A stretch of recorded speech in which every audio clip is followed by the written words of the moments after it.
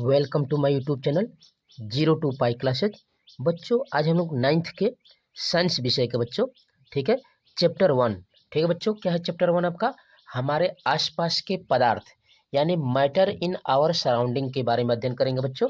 ठीक है, मैटर के बारे में बच्चे अध्ययन करेंगे। ठीक है बच्चों, यहाँ पर हम लोग समझेंगे पदार्थ की भौतिक अवस्था क्या होती है, पदार्थ कणों से मिलकर बना है कि क्या होता है पदार्थ, यानी व्हाट इज द्रव्य।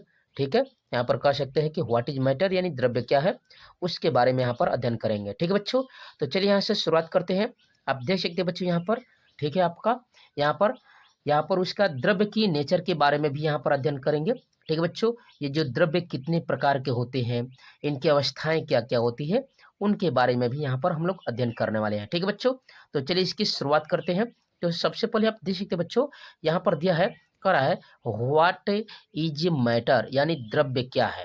ठीक है बच्चों, तो इस तरह से आप देख सकते हैं, कह रहा है कि संपूर्ण विश्व द्रव्य से बना है।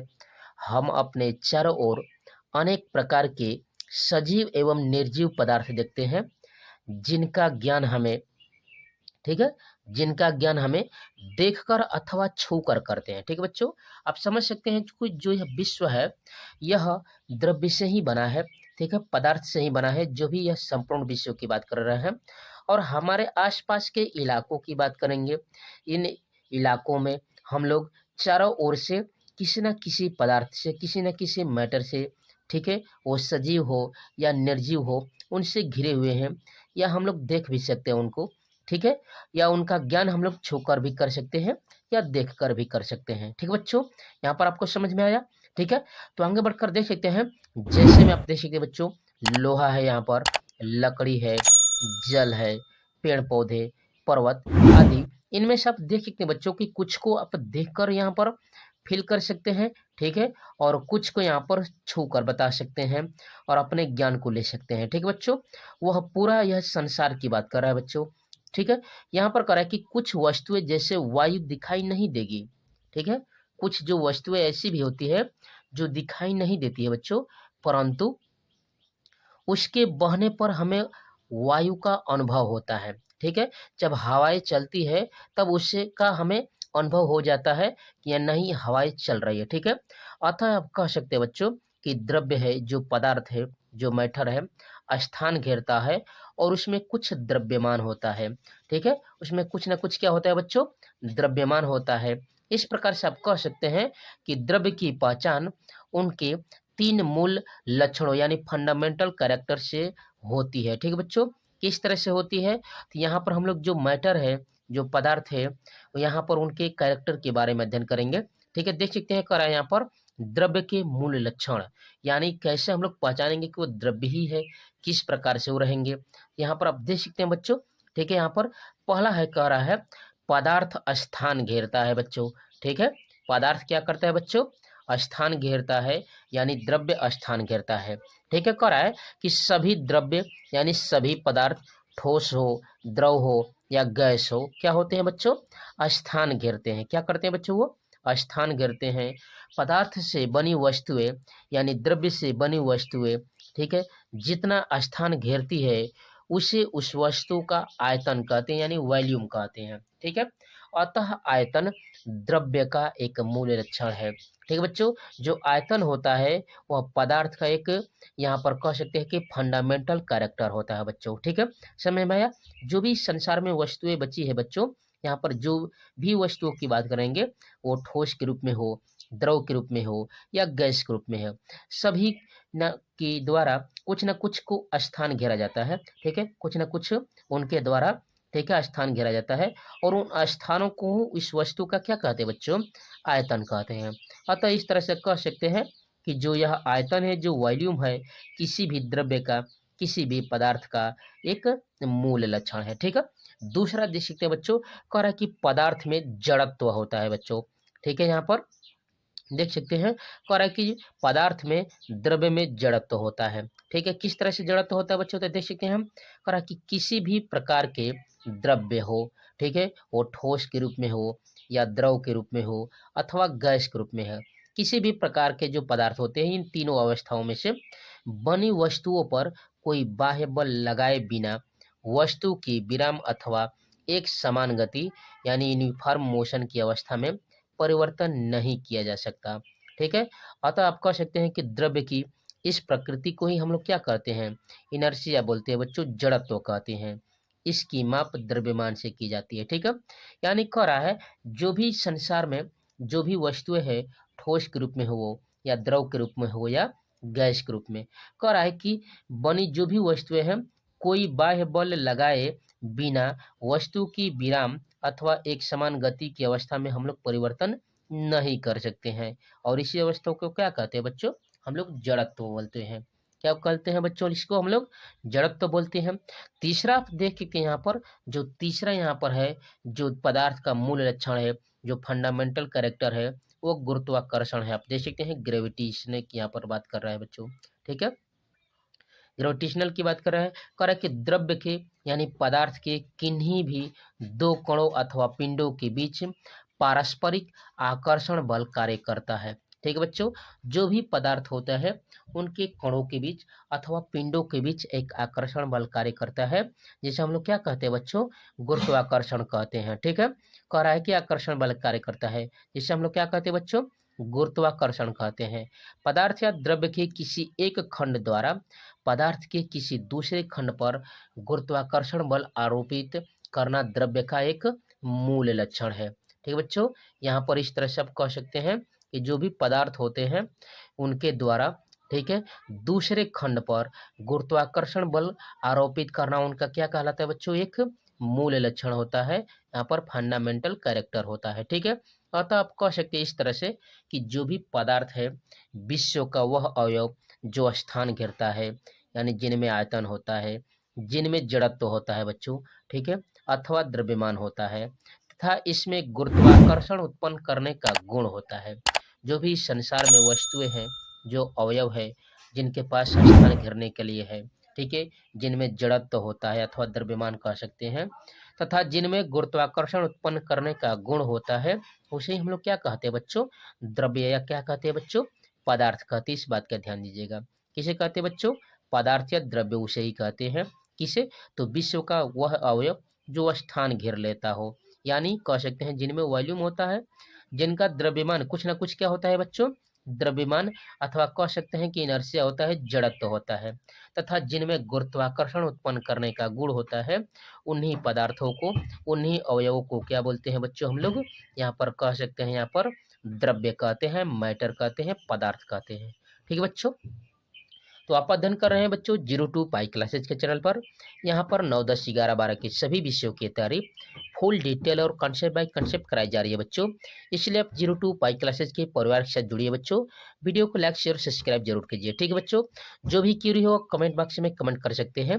ठीक है, जिस लेसन का चाहिए आपको बच्चों यहाँ पर वीडियो, वह जल्दी वीडियो प्रोवाइड करा दिया जाएगा बच्चों, इसलिए आप कमेंट बॉक्स में कमेंट कर दीजिएगा। ठीक है, आगे बढ़ते हैं बच्चों। हम लोग देख सकते हैं पदार्थ की भौतिक अवस्था क्या होती है बच्चों, फिजिकल स्टेट ऑफ मैटर क्या होता है। ठीक है बच्चों, जो पदार्थ की या द्रव्य की जो भौतिक अवस्थाएं होती है वो कौन कौन सी है, यहाँ पर देख सकते हैं पदार्थ की निम्न 3 प्रमुख भौतिक अवस्थाएं होती है बच्चों। जो पदार्थ जो भी है उनकी कितनी अवस्थाएं होती है बच्चों, यहाँ पर 3 भौतिक, याद रखिएगा बच्चों। यहाँ पर फिजिकल, यहाँ पर स्टेट ऑफ मैटर की बात कर रहे हैं, फिजिकल की बात कर रहे हैं बच्चों, यहाँ पर ध्यान दीजिएगा। भौतिक अवस्था की बात कर रहे हैं, इसलिए यहाँ पर भौतिक अवस्था किसी पदार्थ की कितनी होती है, तो 3 होती है। ठीक है, पहला आप देख सकते हैं यहाँ पर है आपका ठोस अवस्था, यानी सॉलिड स्टेट किसे कहते हैं बच्चों। ठीक है, ठोस अवस्था यानी सॉलिड स्टेट क्या होता है, तो आप कह सकते हैं बच्चों कि इस अवस्था में द्रव्य या उससे निर्मित वस्तु की आकृति, जो शेप होती है बच्चों, दृढ़ होती है। ठीक बच्चों, इस अवस्था में यानी ठोस अवस्था में जो भी पदार्थ होते हैं बच्चों, उनके द्वारा जो भी निर्मित वस्तुएं होती है, ठीक है, उनकी आकृति कैसी होती है बच्चों, रिगिड बॉडी होती है, यानी दृढ़ होती है। उनकी आकृति कैसी होती है बच्चों, रिगिड होती है, दृढ़ होती है, कठोर होती है, सख्त होती है, आप कह सकते हैं। तथा आकार, जो उनका साइज होता है बच्चों भी, वो सुनिश्चित होता है, एक निश्चित आकृति में ही ये रहते हैं बच्चों, इसलिए इन्हें हम लोग क्या कहते हैं बच्चों, यहाँ पर ठोस अवस्था कहते हैं। क्या कहते हैं बच्चों, उन्हें ठोस अवस्था कहते हैं। कब, जब वो एकदम रिगिड हो बच्चों, यानी आप कठोर कह सकते हैं, ठीक है, दृढ़ हो, और उनकी आकृति भी क्या हो बच्चों, एकदम निश्चित हो, ठीक है, उसे ही हम लोग क्या बोलते हैं बच्चों, सॉलिड स्टेट बोलते हैं, ठोस अवस्था बोलते हैं, ठीक है। उदाहरण के रूप में आप देख सकते हैं बच्चों, बर्फ है, लकड़ी है एवं धातुओं से बनी वस्तुएं हैं, ये सभी क्या है बच्चों, ठोस अवस्था है। या पदार्थ की अवस्था की बात कर रहे हैं बच्चों, यहाँ पर एक सैंपल हम लोग लिए हैं, ठीक है, आगे इसका विस्तृत अध्ययन करेंगे बच्चों, ठीक है, यहाँ पर इसको परिभाषित करेंगे, ठीक है। द्रव्य, दूसरा देख सकते हैं बच्चों, द्रव्य अवस्था यानी लिक्विड, यहाँ पर स्टेट क्या होता है, यानी किसे कह सकते हैं बच्चों, लिक्विड स्टेट क्या होता है, तो कह सकते हैं कि इस अवस्था में द्रव्य का आयतन तो निश्चित होता है, ठीक है, उनका जो वॉल्यूम होता है वो तो निश्चित होता है, परंतु आकृति निश्चित नहीं होती है बच्चों, ठीक है, इनकी आकृति क्या होती है बच्चों, निश्चित नहीं होती है। जैसे मान लीजिए कि आप 1 लीटर दूध लेते हैं बच्चों, यदि उसको लोटे में रख देते हैं तो लोटे का आकार ले लेगा, यदि आप, ठीक है, बोतल में रख देते हैं तो बोतल का आकार ले लेता है, ठीक है, यदि कटोरी में रखते हैं तो कटोरी का आकार ले लेता है, ठीक है, यदि जग में रखते हैं तो जग का आकार लेता है, ठीक है। तो आयतन तो इसका निश्चित है बच्चों, समझ रहे ना, उसका आयतन क्या है बच्चों, उसका फिक्स है, ठीक है, एकदम उसका जो आयतन है एकदम निश्चित है, ठीक है। अतः इस प्रकार कह सकते हैं कि द्रव्य को जिस बर्तन में रखा जाता है वह उसी की आकृति को ग्रहण कर लेता है। उदाहरण के रूप में देख सकते हैं बच्चों, दूध ले सकते हैं, जल ले सकते हैं, तेल ले सकते हैं, पारा ले सकते हैं इत्यादि, ठीक है बच्चों। यह किस अवस्था में रहेंगे, यहाँ पर ध्यान दीजिएगा, यह लिक्विड अवस्था में रहते हैं। किस अवस्था में रहते हैं बच्चों, याद रखिएगा, लिक्विड स्टेट कहलाते हैं ये सभी, क्या कहलाते हैं यहाँ पर, लिक्विड स्टेट, यानी इनका आयतन फिक्स रहता है बच्चों, याद रखिएगा। और इनका बस आकृति जो होती है बच्चों निश्चित नहीं होती है, जिस पात्र में रखा जाता है वह उसी पात्र का यानी उसी बर्तन की आकृति को ये ग्रहण कर लेते हैं, ठीक है। तीसरा देख सकते हैं बच्चों यहाँ पर, तो तीसरा आपका है यहाँ पर गैस अवस्था। क्या है बच्चों, यहाँ पर आप देख सकते हैं इसका गैस अवस्था है, यानी गैस स्टेट क्या होता है, तो कह रहा है यहाँ पर देख सकते हैं कि इस अवस्था में द्रव्य का आकार तथा आयतन दोनों निश्चित होते हैं बच्चों, ठीक है, याद रखिएगा। जो गैसीय स्टेट में रहते हैं उनका जो द्रव्यमान, जो द्रव्य रहते हैं बच्चों, उनका आकार जो होता है और आयतन यानी जो उनका साइज होता है बच्चों, ठीक है, और इनका जो वॉल्यूम होता है, दोनों यहाँ पर कह रहा है कि अनिश्चित कह सकते हैं या निश्चित नहीं होता है, याद रखिएगा। यहाँ पर अनिश्चित कह सकते हैं, आकार अथवा आयतन, जो आकार तथा आयतन है बच्चों यह अनिश्चित होता है, अथवा कह सकते हैं कि दोनों निश्चित नहीं होते। वह जिस बर्तन में रखा जाता है उसी की आकृति को ग्रहण कर लेता है तथा बर्तन में उपलब्ध यहाँ पर संपूर्ण स्थान को क्या कर लेता है बच्चों, घेर लेता है, ठीक है। वहाँ जिस पात्र में रखेंगे बच्चों, यहाँ पर जो गैसीय अवस्था रहेगा, ठीक है, वह पूरे पात्र को अच्छे से संपूर्ण पात्र को घेर लेगा, ठीक है, इस तरह से आप कह सकते हैं, ठीक है। यहाँ पर आप देख सकते हैं, और वह जिसका जो आकृति है वो उसी आकृति की हो जाएगी बच्चों जैसा उसका बर्तन रहेगा, ठीक है। उदाहरण के रूप में देख सकते हैं, वायु है, ऑक्सीजन है, हाइड्रोजन है, जलवाष्प या भाप स्टीम है इत्यादि, इस तरह से कह सकते हैं, ठीक है। यहाँ पर देख सकते बच्चों करा है, कोई वस्तुएं साधारणतः वायुमंडलीय ताप पर जिस अवस्था में पाई जाती है उसका वर्गीकरण उसी अवस्था में कर दिया जाता है। अधिक या कम ताप पर वस्तु की अवस्था बदल सकती है बच्चों, ठीक है। यहाँ पर आप देख सकते हैं कर कि साधारण वायुमंडलीय ताप की, साधारण की बात कर रहा है बच्चों, नॉर्मल टेम्परेचर प्रेशर की बात कर रहा है, इस तरह से, ठीक है। यहाँ पर अधिक या कम होने पर उसकी, उस वस्तु की अवस्था क्या हो सकती है बच्चों, ये बदल सकती है, चेंज हो सकती है, ठीक है बच्चों। उसकी आकृति यहाँ पर क्या हो सकती है बच्चों, यहाँ पर अवस्था क्या हो सकती है, बदल सकती है, ठीक है। चलिए अधिक अध्ययन करते हैं बच्चों। तो आप अध्ययन कर रहे हैं बच्चों 02 पाई क्लासेज के चैनल पर, यहाँ पर 9, 10, 11, 12 के सभी विषयों की तैयारी फुल डिटेल और कंसेप्ट बाई कंसेप्ट कराई जा रही है बच्चों, इसलिए आप 02 पाई क्लासेज के परिवार से जुड़िए बच्चों, ठीक है। जो यहाँ पर वीडियो के प्लेलिस्ट मिल जाएंगे बच्चों, जो भी आपको वीडियो चाहिए वहाँ उसका वीडियो का प्लेलिस्ट मिल जाएगा, वीडियो में जाकर आप देख सकते हैं बच्चों, ठीक है। आप अच्छे से अध्ययन कर सकते हैं बच्चों, तैयारी कर सकते हैं, ठीक है। तो चलिए आगे बढ़कर हम लोग देखते हैं बच्चों, यहाँ से देख सकते हैं, आगे बढ़कर देख सकते हैं बच्चों, यहाँ पर करा है द्रव्य का अणुगति सिद्धांत यानी काइनेटिक थ्योरी ऑफ मैटर। जो पदार्थ होता है बच्चों उसका हम लोग अणुगति सिद्धांत समझेंगे यहाँ पर, जो वेरी वेरी मोस्ट इंपॉर्टेंट है बच्चों, इसको आप अच्छे से अध्ययन करिएगा, ठीक है बच्चों। चलिए यहाँ पर शुरुआत करते हैं, देख सकते हैं बच्चों करा कि जो पदार्थ है, पदार्थ या द्रव्य की विभिन्न भौतिक अवस्थाओं में उनके लक्षणों के स्पष्टीकरण होती। ठीक है बच्चों, जो उनके कैरेक्टर थे उनका स्पष्टीकरण, क्लेरिफिकेशन करने के लिए बच्चों यहाँ पर कह रहा है कि द्रव्य को यहाँ पर अणुगति सिद्धांत की परिकल्पना की गई थी बच्चों। ठीक है, यहाँ पर देख सकते हैं जो भी पदार्थ होते हैं, जो भी द्रव्य होते हैं, उन्हें अणुगति सिद्धांत के आधार पर इन्हें यहाँ पर परिकल्पना की गई थी बच्चों।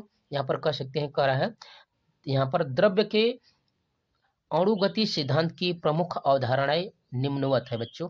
जो यहाँ पर अणुगति जो सिद्धांत लगाया गया था बच्चों, वो किस तरह से लगाया गया था, यहाँ पर हम लोग समझ सकते हैं। देख सकते हैं बच्चों, यहाँ पर करें कि पदार्थ या द्रव्य सूक्ष्म छोटे छोटे कणों से मिलकर बना होता है, जिन्हें हम लोग क्या कहते हैं बच्चों, अणु कहते हैं। जो वेरी वेरी मोस्ट इंपोर्टेंट है बच्चों, यहाँ पर मॉलिक्यूलर की बात कर रहे हैं बच्चों। यहाँ पर मॉलिक्यूल की बात कर सकते हैं, देख सकते हैं अणु की बात कर रहा है। जो भी पदार्थ बने होते हैं बच्चों, कोई भी आप पिंड ले लीजिए, ठोस ले लीजिए, द्रव लीजिए, गैस, वह अणुओं से ही मिलकर बने होते हैं। किससे बने होते हैं बच्चों, वे अच्छे से मिले होते हैं अणुओं के द्वारा, और उन्हीं के द्वारा उनका फॉर्मेशन किया जाता है। ठीक है बच्चों, यहाँ पर समझ रहे हैं ना बच्चों। यहाँ पर आगे बढ़कर देख सकते हैं, कर है अणु परमाणुओं से मिलकर बनते हैं। और जो अणु होता है बच्चों, जो मैटर में अणु होते हैं, उन अणु, वह जो अणु होता है वह परमाणु से मिलकर बना होता है बच्चों। यानी जो पदार्थ है, आप कह सकते हैं कि इस तरह से यह पदार्थ बना हुआ है, यह पदार्थ किससे बना हुआ है बच्चों, अणुओं से। और अणु किससे बने हुए बच्चों, तो परमाणुओं से मिलकर बने होते हैं। इस तरह से आप कह सकते हैं। तथा ये सभी क्या कह रहा है यहाँ पर, कि परमाणुओं से मिलकर बने होते हैं तथा स्वतंत्र अवस्था में रह सकते हैं। इस तरह से आप कह सकते हैं बच्चों कि द्रव्य के अणुओं के बीच रिक्त स्थान रहता है, जिसे अंतरा अणु का यहाँ पर आकाश, इंटर मालिक्यूलर स्पेस कहते हैं। यह इसे निम्नलिखित प्रयोग द्वारा स्पष्ट कर सकते हैं बच्चों। यहाँ पर आप देख सकते हैं एक्सपेरिमेंट के द्वारा, क्रियाकलाप के द्वारा हम लोग इसको समझ सकते हैं, जो वेरी वेरी मोस्ट इंपोर्टेंट है। यहाँ पर इस तरह से आप देख सकते हैं बच्चों। ठीक है, यहाँ पर एक नली ली गया है। ठीक है बच्चों, इस नली में क्या लिखा गया बच्चों, यहाँ पर 50 ml तक जल भर दिया गया है। ठीक है बच्चों, यहाँ पर क्या किया गया बच्चों, 50 ml तक क्या किया गया बच्चों, ध्यान दीजिएगा, 50 ml तक इसमें जल भर दिया गया है। दूसरी एक नली ली गई है, इसमें 50 ml पहले से जल यहाँ पर भर दिया गया था, और उसके ऊपर और 50 ml एथिल एल्कोहल को भर दिया गया बच्चों। इसमें क्या कर दिया गया बच्चों, इसमें 50 ml एथिल एल्कोहल को भर देंगे। तो यह आप समझ सकते हैं, इसका जो पूरा पूरा यहाँ पर, यहाँ से यहाँ तक कितना हो जाएगा बच्चों, यहाँ पर 100 ml का होगा, क्योंकि आपने 50 ml इसमें एल्कोहल शराब मिला दिया है, और 50 ml कितना क्या मिला दिया है बच्चों, अपने जल मिला दिया है। क्या मिला दिया है बच्चों, अपने जल मिला दिया है। इस तरह से आप देख सकते हैं, यहाँ पर करा कि जल और एथिल एल्कोहल का इस तरह से मिश्रण प्राप्त हो जाएगा। ठीक है, इस तरह से जल और एथिल एल्कोहल का क्या बन जाएगा बच्चों, मिश्रण प्राप्त हो जाएगा। इस तरह से आप देख सकते हैं। ठीक है, यहाँ पर शुरुआत में आपने क्या किया बच्चों, इस कांच की नली में शुरू में 50 ml जल लिया। ठीक है, यहाँ पर, और जल का फार्मूला जानते हैं बच्चों, H2 है। ठीक है, फिर कह रहे हैं कि यहाँ पर, और फिर आपने 50 ml यहाँ पर एथिल एल्कोहल यानी C2H5OH लिया, और दोनों को मिला देने से वो 100 ml बन गया बच्चों। इस प्रणाली में, इस कांच में आपने भर दिया।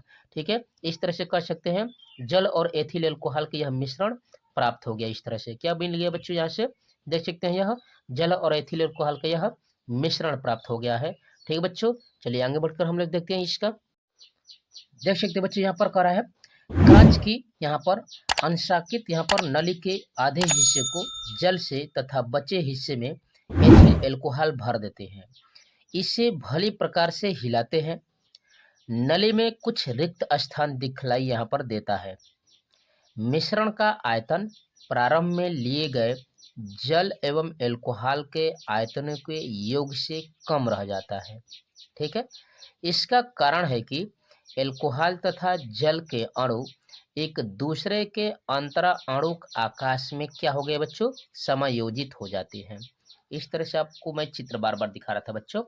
यहाँ पर आपने देखा, ठीक है बच्चों, यहाँ पर 100, यहाँ पर जब हम लोग ml कर दिए थे, तो यहाँ पर फुल भर जाना चाहिए इसको, लेकिन बाद में जो इसके अणु है बच्चों, यहाँ पर एडजस्ट हो जाते हैं।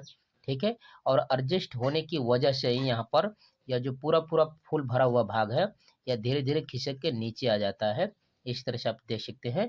ठीक है, जिससे हम लोग कहते हैं यहाँ पर अंतरा अणु का आकर्षण बल की वजह से ऐसा हो जाता है। ठीक है बच्चों, यह पहला था, आपको आपने देखा यहाँ पर द्रव्य का, मैटर का अणुगति सिद्धांत का यहाँ पर व्याख्या। दूसरा देख सकते हैं बच्चों, यहाँ पर यहाँ पर देख सकते हैं बच्चों ब्राउनी गति क्या होती है यहाँ पर, ठीक है, उस हिसाब से यहाँ पर देख सकते हैं। ठीक है, यहाँ पर देख लीजिए, ठीक है बच्चों, जो वेरी वेरी मोस्ट इंपोर्टेंट है। ठीक है बच्चों, यहाँ से चलिए हम लोग देखते हैं, यहाँ पर देख सकते हैं, यहाँ पर करा है कि अणु सदैव गतिशील अवस्था में रहते हैं, अर्थात इनमें गतिज ऊर्जा होती है। ताप बढ़ाने पर इनकी औसत गतिज ऊर्जा बढ़ जाती है। अणुओं में गतिशीलता को निम्नलिखित प्रयोग द्वारा स्पष्ट कर सकते हैं।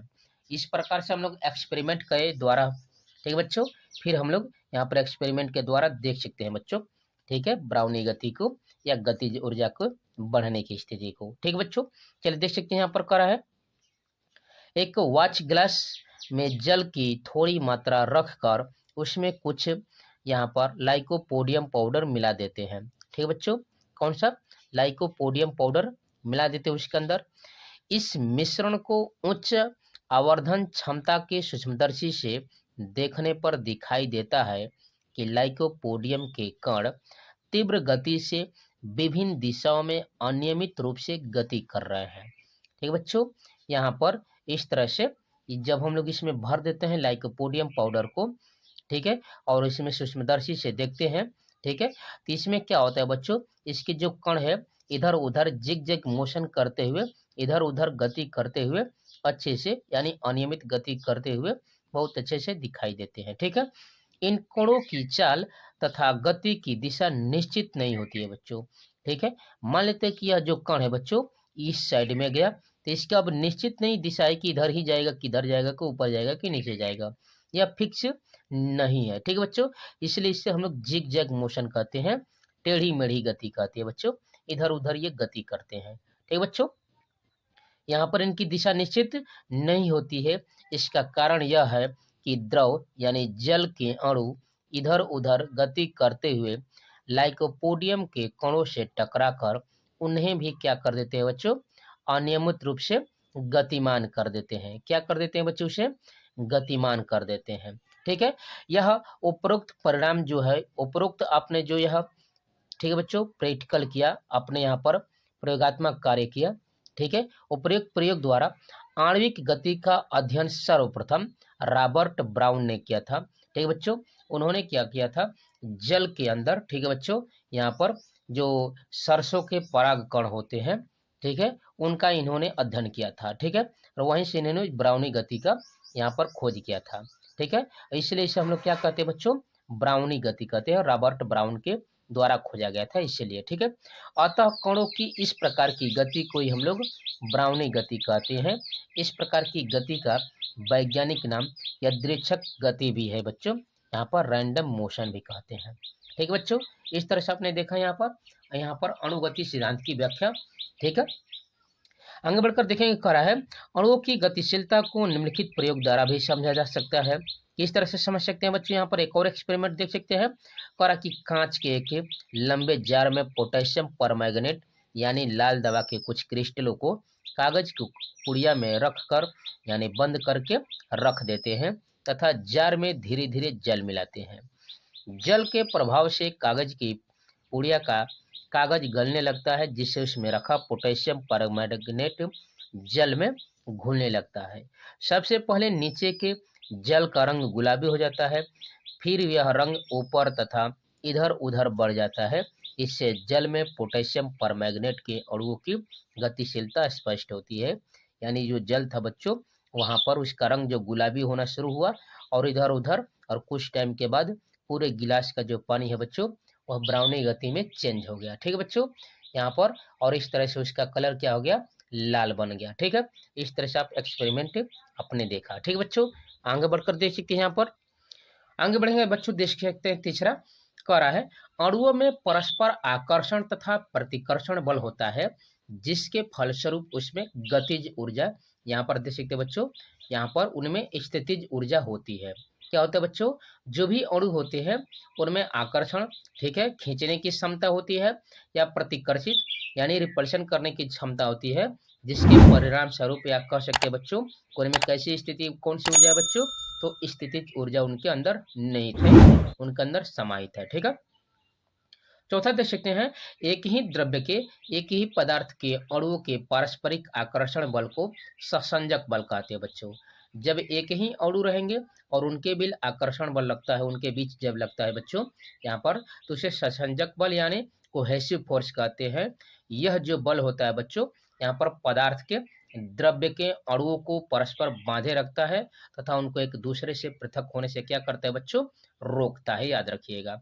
ठीक बच्चों, चौथा देख सकते हैं बच्चों, चौथा के बाद आप देख सकते हैं बच्चों, पांचवा क्या कर रहा है कि द्रव्य के अणुओं के बीच की दूरी बढ़ाने पर आकर्षण बल यानी जो सहसंजक बल है बच्चों वो कम होने लगता है, क्योंकि अपने अणुओं के बीच की दूरी को क्या कर दिया बच्चों, आपने बढ़ा दिया, इधर उधर कर दिया। ठीक है, और छठवा देख सकते हैं कर रहा है, ताप बढ़ाने पर द्रव्य के अणुओं की गतिज ऊर्जा बढ़ती है, जिससे उनके बीच की मध्यमान दूरी बढ़ जाती है। अर्थात कह सकते हैं कि पदार्थ का ऊष्मीय प्रसार इसी प्रभाव के नियम से यह होता है बच्चों। यह प्रभाव गैस और द्रव दोनों में अधिक स्पष्टता देखा जा सकता है बच्चों।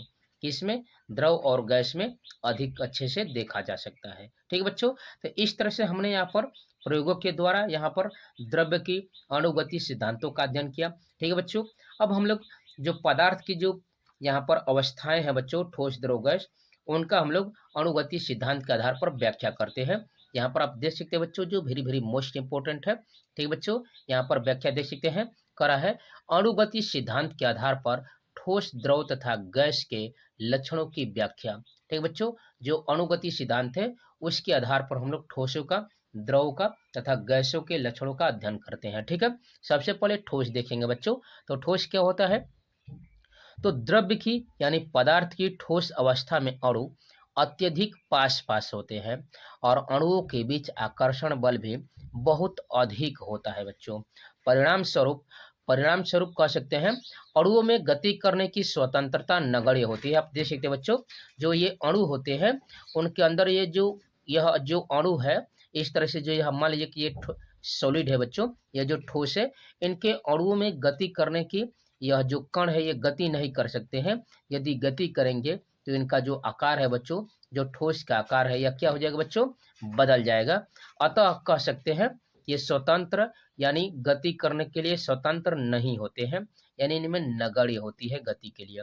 अतः ये अपनी गतिज ऊर्जा के कारण मध्य स्थिति के इधर उधर एक सीमित क्षेत्र में ही क्या करते हैं बच्चों, दोलन करते हैं। ठीक है, ठीक है बच्चों, इधर उधर एक सीमित क्षेत्र में दोलन करते हैं। इसलिए जो ठोस का आयतन तथा आकार दोनों में क्या होता है बच्चों, निश्चित होता है, याद रखिएगा। इनके अणुओं के कारण ऐसा होता है बच्चों। अब इस तरह से चित्र देख सकते हैं, यहाँ पर ठोस के अणुओं का यहाँ पर व्यवस्था को दर्शाया गया है। ठीक है बच्चों, इस तरह से इनमें के जो अणु होते हैं वे स्वतंत्र रूप से गति नहीं कर सकते। यदि गति करते तो जो ठोस की आकृति होती है बच्चों, आकार होता है, वह चेंज हो जाएगा। ठीक है, ये कि यहाँ पर कह सकते हैं बच्चों, अपने एक मध्य के स्थिति के यानी गतिज ऊर्जा की मध्य स्थिति के इधर उधर एक सीमित क्षेत्र में ही दोलन कर सकते हैं, बहुत हल्के। ठीक बच्चों, आगे बढ़कर देख सकते हैं बच्चों, इस तरह से करा है यहाँ पर कि ठोस के भौतिक गुण इस बात पर निर्भर करता है कि उसके अणु में परमाणु किस प्रकार बंधे हुए हैं। ठीक बच्चों, जो किसी भी ठोस के अंदर जो भौतिक गुण होता है इस बात पर निर्भर करता है कि जो भी अणु बने हैं बच्चों, जिन अणुओं से यह पदार्थ बना है, ठीक है, जिन परमाणुओं से पदार्थ बना है वो किस प्रकार से बंधे हुए हैं, उन्हीं बातों पर यह निर्भर करता है।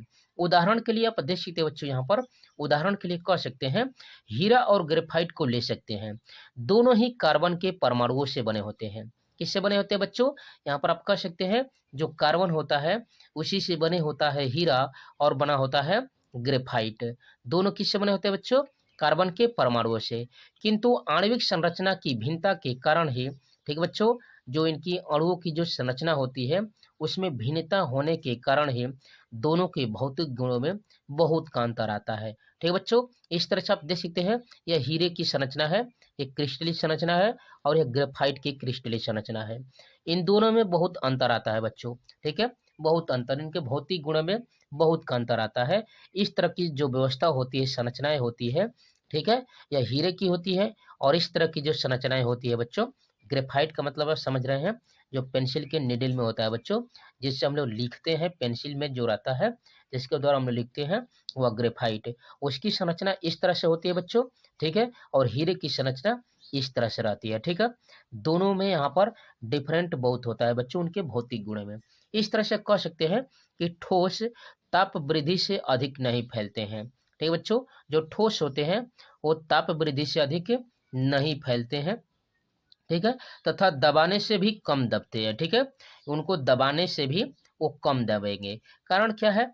क्योंकि इनके जो अणु है बच्चों, इनके जो परमाणु है, अणु है, वो बहुत नजदीक नजदीक है। उनमें जो गति करने की स्थिति है नगण्य है, ठीक है बच्चों, बहुत पास पास है, इसलिए ऐसा होता है। इसलिए कठोर होते हैं, ठीक है बच्चों। ये क्या होते हैं? ये रिगिड होते हैं तथा इनका घनत्व भी अधिक होता है, ठीक है बच्चों। इनका घनत्व कितना होता है, यानी इनका द्रव्यमान कितना होता है? तो बहुत अधिक होता है। इसका मुख्य कारण है उनके परमाणुओं की स्थिति के कारण, ठीक है बच्चों, बधे होने के कारण ऐसा होता है, ठीक है बच्चों। चलिए आगे बढ़कर देख सकते हैं। तो आप अध्ययन कर रहे हैं बच्चों 02 पाई क्लासेज के चैनल पर। यहाँ पर 9, 10, 11, 12 के सभी विषयों की तैयारी फुल डिटेल और कंसेप्ट बाय कंसेप्ट कराई जा रही है बच्चों। इसलिए आप 02 पाई क्लासेज के परिवार के साथ जुड़िए बच्चों, ठीक है। यहाँ पर तो आगे बढ़कर देख सकते हैं बच्चों, यहाँ पर ठोस के बाद अब हम लोग बढ़ते हैं बच्चों यहाँ पर द्रव पर। देख सकते हैं द्रव के अणुओं में ठोस अवस्था की अपेक्षा गतिज ऊर्जा अधिक होती है, जिसके परिणाम स्वरूप अणुओं के बीच की मध्य दूरी यानी अंतरा अणुक यहाँ पर स्थान अधिक होता है। इसी दूरी के अधिक होने के कारण अणुओं का पारस्परिक आकर्षण बल भी ठोस अवस्था की तुलना में बहुत कम होता है। कारण क्या है बच्चों? यहाँ पर अंतर अणु के यहाँ पर जो दूरी होती है बच्चों अधिक होने के कारण ही ऐसा होता है, ठीक है, ठीक है। इसकी स्थिति में जो ठोस होते हैं उनकी तुलना में यहाँ पर क्या होता है बच्चों? कम होता है, नगण्य होता है, इस तरह से कह सकते हैं। इस कारण द्रव के अणु द्रव की बाहरी सीमाओं के भीतर एक दूसरे के यहाँ पर सापेक्ष यहाँ पर फिसल सकते हैं। अणु के इस गुण को ही क्या बोलते हैं बच्चों?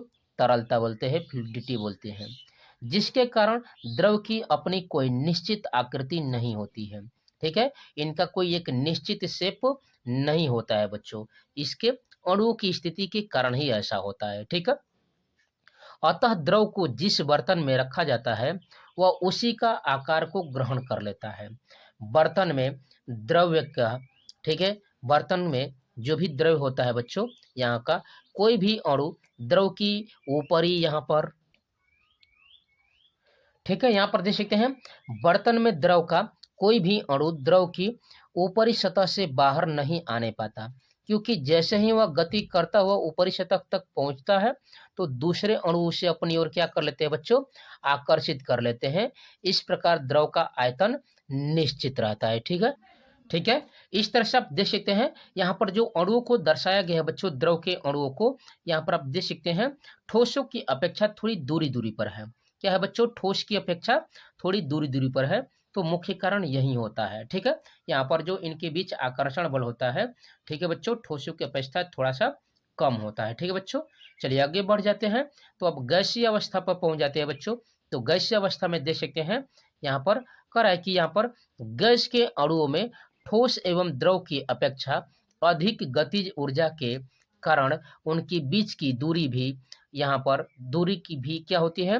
अणुओं की आकार की तुलना में बहुत अधिक होती है, ठीक है बच्चों।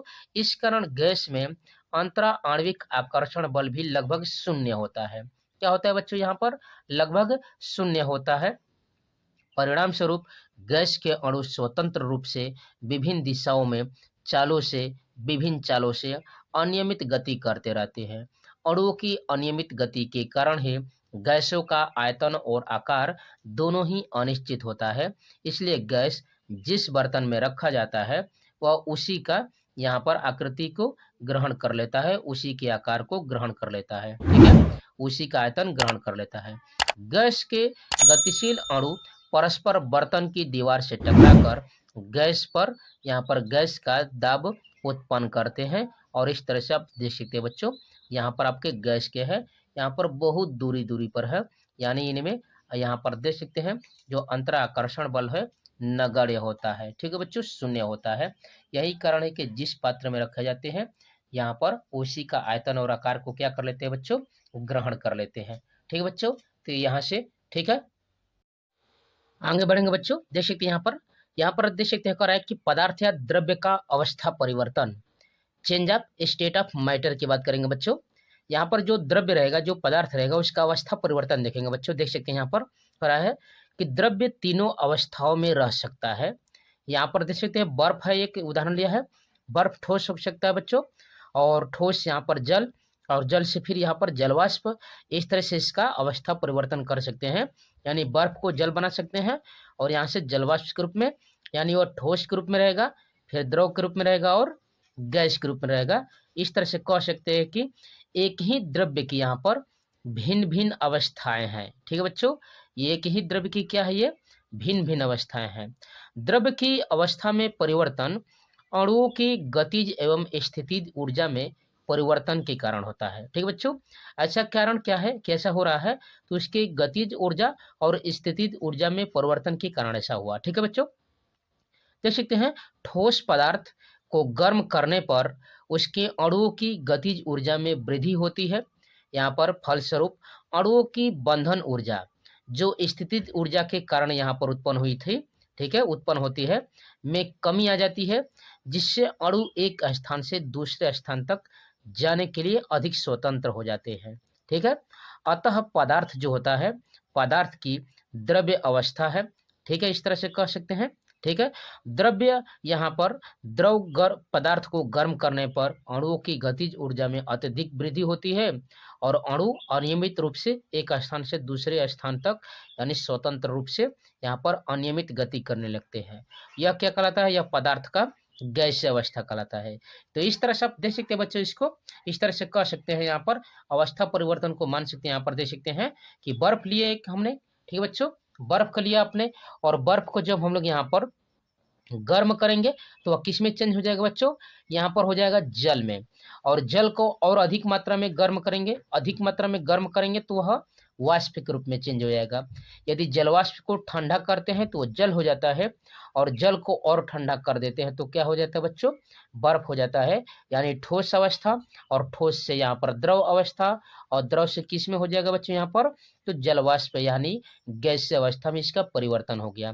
ठीक है, यहाँ से नोट देख सकते हैं बच्चों, जो वेरी वेरी मोस्ट इंपोर्टेंट है, कह रहा है कुछ ठोस पदार्थ यहाँ पर दाब एवं ताप की साधारण अवस्थाओं में अथवा दाब के कम करने पर भी, ठीक है, ठोस अवस्था से सीधे वाष्प अवस्था में चले जाते हैं। इसी प्रक्रिया को ऊर्ध्वपातन कहते हैं, सब्लिमेशन कहते हैं। ठीक है, जैसे में देख सकते हैं आयोडीन है, अमोनियम क्लोराइड है जिसको नौशादर कहते हैं, तथा कपूर इसके प्रमुख उदाहरण है। ऐसा कारण क्या हुआ, ठीक है, तो दाब को पर्याप्त कम करके बर्फ से भी सीधे भाप में परिवर्तित किया जा सकता है। ठीक है, चलिए आगे बढ़कर देख सकते हैं बच्चों, यहाँ पर जो द्रव्य की अवस्था परिवर्तित किए हैं उसका यहाँ पर देख सकते हैं, कह रहा है यहाँ पर द्रव्य की अवस्था परिवर्तन संबंधी इसके गुण क्या है, भौतिक गुणों में पहला आप देख सकते हैं बच्चों, जो वेरी वेरी मोस्ट इंपोर्टेंट है, कह रहा है कि गलनांक तथा हिमांक, melting point and freezing point की बात कर रहा है। तो देख सकते हैं यहाँ पर, ठीक है, कह रहा है वायुमंडल के मानक दाब, याद रखिएगा, स्टैंडर्ड प्रेशर पर कोई पदार्थ जिस निश्चित ताप पर ठोस अवस्था से द्रव अवस्था में परिवर्तित होता है उसे पदार्थ का गलनांक कहते हैं। याद रखिएगा बच्चों, जो वेरी वेरी मोस्ट इंपोर्टेंट है, गलनांक किसे कहते हैं, यहाँ पर वायुमंडल के मानक दाब पर कोई पदार्थ जिस निश्चित ताप पर ठोस अवस्था से द्रव अवस्था में परिवर्तित होता है उसे उस पदार्थ का क्या कहते हैं, गलनांक कहते हैं।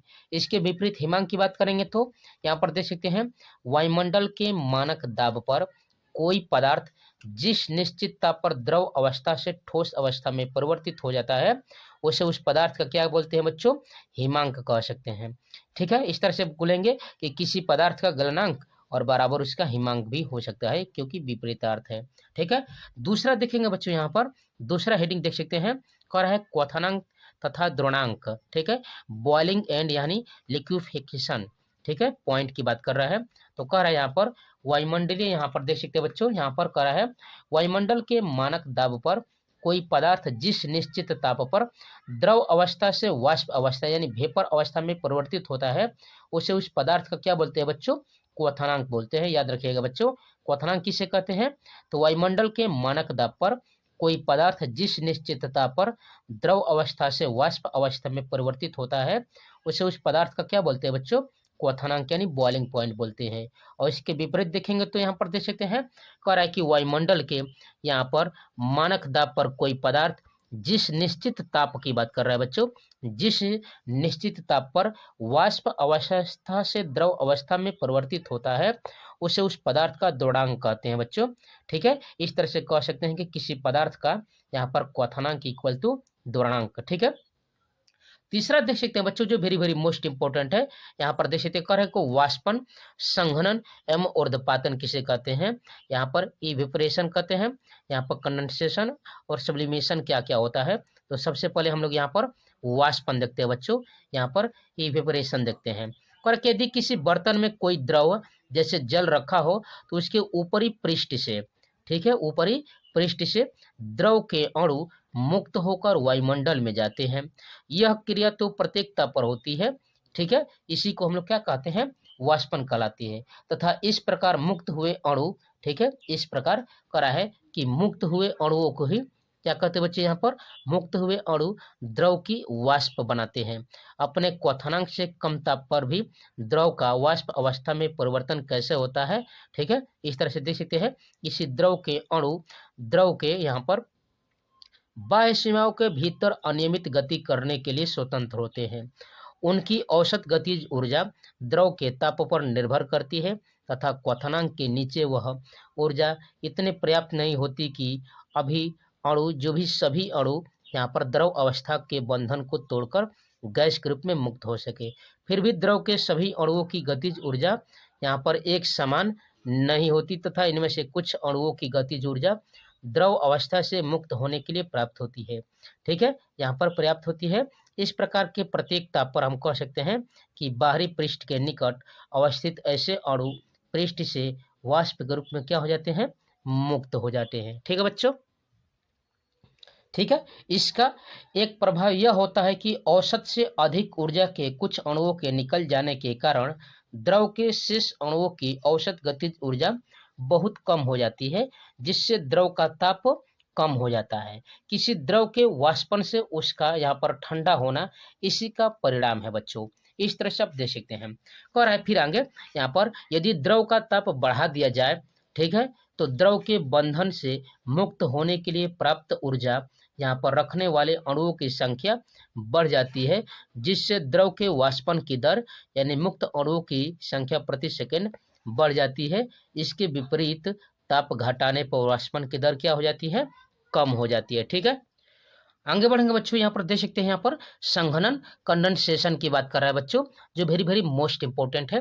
कह रहा है किसी पदार्थ की वाष्प के द्रव अवस्था में परिवर्तन होने की, यहाँ पर परिवर्तित होने की प्रक्रिया को क्या बोलते हैं बच्चों? हम लोग संघनन बोलते हैं। यानी कह सकते हैं कि कोई पदार्थ है, कोई द्रव्य है, यहाँ पर वाष्प के द्रव अवस्था में परिवर्तन, ठीक है, जो वाष्प है, जो भाप बना है, उसका जब द्रव अवस्था में परिवर्तन हो जाता है उसी को क्या बोलते हैं बच्चों? हम लोग संघनन बोलते हैं, कंडेंसेशन कहते हैं। किसी वाष्प को यहाँ पर पर्याप्त रूप से ठंडा करने पर या ताप घटाने पर अथवा बिना ठंडा किए ही वाष्प का दाब बढ़ाने से उसे संघनित किया जा सकता है, जिसका उदाहरण है, देख सकते हैं, करा है जाड़े के मौसम में रात को वायुमंडल का ताप कम हो जाने पर वायु में उपस्थित जलवाष्प की बूंदें यानी द्रव जल की बूंदों के रूप में वस्तुओं पर संघनित हो जाती है, जिसे ओसडीव कहती है। अथवा कह सकते हैं कि किसी गिलास में बर्फ रखने पर आसपास की वायु में उपस्थित जलवाष्प गिलास की बाहरी सतह पर ठंडी होकर जल की बूंदों के रूप में क्या हो जाती है बच्चों? यहाँ पर संघनित हो जाती है। आप इस गर्मी के दिनों में देखे होंगे बच्चों, जब कोका कोला पीते हैं, ठीक है, तो यहाँ पर देखेंगे जिस पात्र में रखेंगे उसके बाहर वह जलवाष्प के रूप में एकत्रित हो जाता है। इसका मुख्य कारण है संघनन का। ठीक है, आगे बढ़ेंगे। फिर देख सकते हैं बच्चों, यहाँ पर कह रहा है इसी प्रकार ऊपरी वायुमंडल में जलवाष्प के ठंडे होकर संघनित होने से बादल बनते हैं इस तरह से, एवं धरातल के निकट संघनित होकर वो क्या बनाते हैं बच्चों? कोहरा बनाते हैं यानी फॉग बनाते हैं, इस तरह से कह सकते हैं। ठीक है, संघनन का उदाहरण आप देख सकते हैं। कह कि जब वो वायुमंडल में जलांश ठंडी हो जाती है, संघनित हो जाती है, तो बादल बन जाते हैं। और जब वही प्रोसेस धरातल पर होता है, पृथ्वी पर होता है, तो उसे हम लोग क्या बोलते हैं बच्चों? फॉग बोलते हैं, कोहरा बोलते हैं। ठीक है, चलिए अंतिम और यहाँ पर देख सकते बच्चों, नौसादर सब्लिमेशन क्या होता है बच्चों, जो वेरी वेरी मोस्ट इंपॉर्टेंट है। कह रहा कि कुछ पदार्थ, ठीक है, जैसे यहाँ पर, चलिए बच्चों इस लेसन का अंतिम देखते हैं। यहाँ पर देख सकते हैं, कह रहा है कि ऊर्ध्वपादन सब्लिमेशन किसे कहते हैं। कह रहा है कि कुछ पदार्थ जैसे आयोडीन, कपूर, यहाँ पर कैम्फर, अमोनियम क्लोराइड, ठीक है, जिसको नौसादर बोलते हैं बच्चों, यहाँ पर देख सकते हैं, इत्यादि साधारण ताप पर ही ठोस अवस्था से बिना द्रव में परिवर्तित हुए बच्चों, ठोस अवस्था से क्या हो जाते हैं बच्चों? सीधे वाष्प अवस्था में परिवर्तित हो जाते हैं। इसी प्रोसेस को, इसी क्रिया को क्या बोलते हैं बच्चों? हम लोग ऊर्ध्वपातन कहते हैं। क्या कहते हैं बच्चों? उसे ऊर्ध्वपातन कहते हैं, यानी सब्लिमेशन कहते हैं बच्चों। ठीक है, इस तरह से आपने अध्ययन किया बच्चों यहाँ पर 02 पाई क्लासेज के चैनल पर।